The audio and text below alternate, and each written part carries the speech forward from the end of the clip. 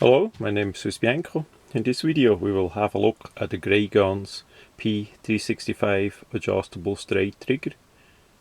This is an upgrade part for the very popular Seek p365 platform. It will fit in the regular model and the XL as well. Exactly what model it fits is listed on the website.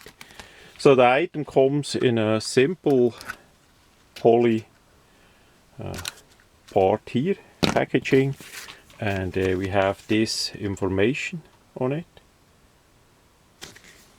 And on the back side we have some more information, of course safety first, and the change of the trigger on that system is not that easy.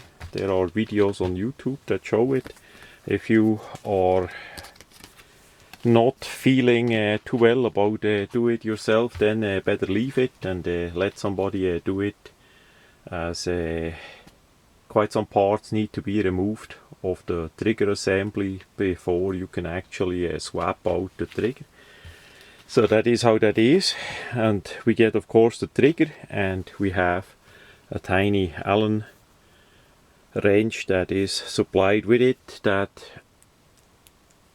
basically allow you to adjust the over travel. We have an over travel screw there, a tiny one, so it has already Loctite on it. It's pretty stiff to turn, but it works.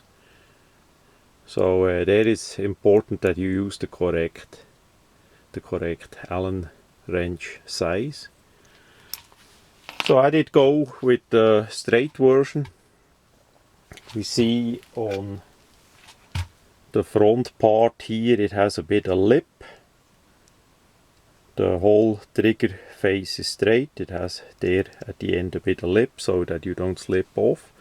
They offer different configuration. You can also get it in a different finish. This is a titanium nitrided black, as best as I see, a durable black finish, really nice made. The quality of the trigger is really well, so there shouldn't be much any problems.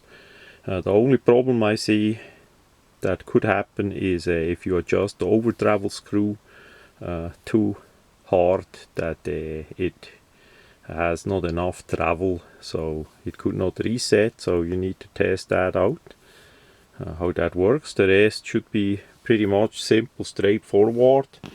As we look at a regular trigger as it is from the factory, in this case here with a Wilson frame part, we see the regular curved one compared to the straight one.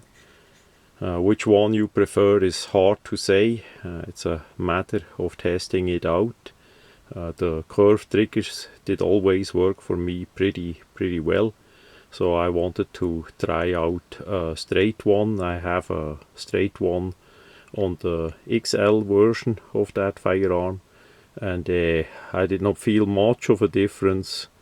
I think I like the straight one slightly better, but I would not necessarily spend more money on it if there is an option. But if you have the option and it is the same price, I would quite likely go with the straight trigger. So we see how that goes. Why I did that, basically Wilson Combat came out with quite likely the top end of a p365. The price is of course top end too. That has some slide millings. You can get it optics ready. It has exactly that trigger in it, and of course the Wilson Combat frame replacement. So that gun would be quite likely the ultimate 365. But the price is really high too, so I did try to make a light version, because the sights and the milling on the slide is good for me. That is all working.